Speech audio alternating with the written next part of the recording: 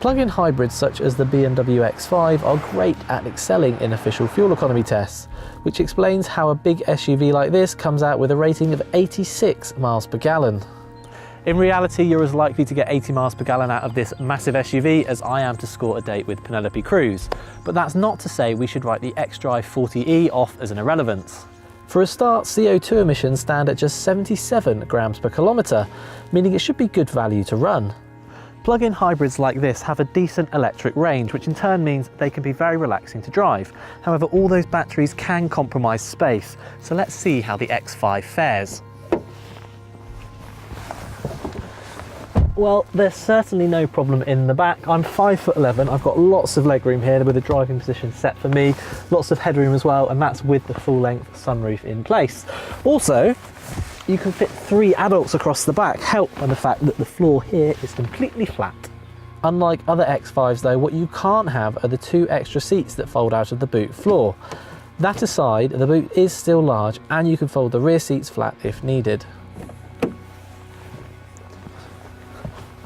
As BMW's flagship SUV, the X5's dash is beautifully finished, plus all the systems, including the iDrive, work like a dream.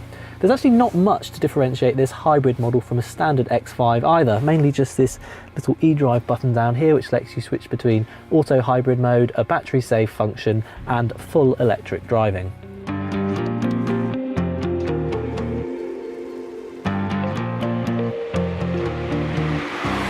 The X5 defaults to pulling away in electric mode and is beautifully quiet when doing so.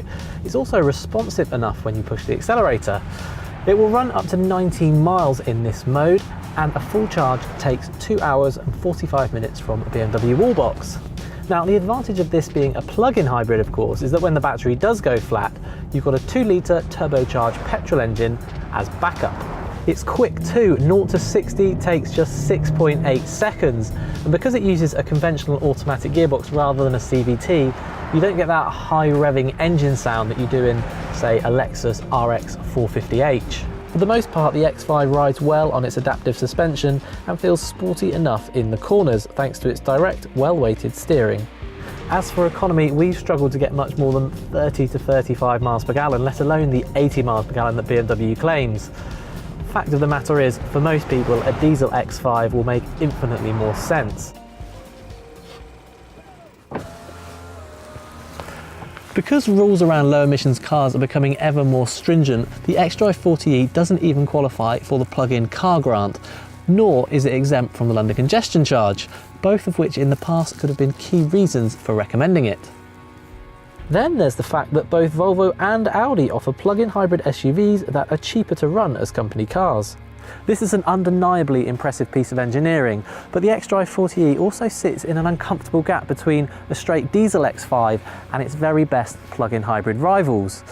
As such, while it's a nice car, it's also a difficult one to recommend.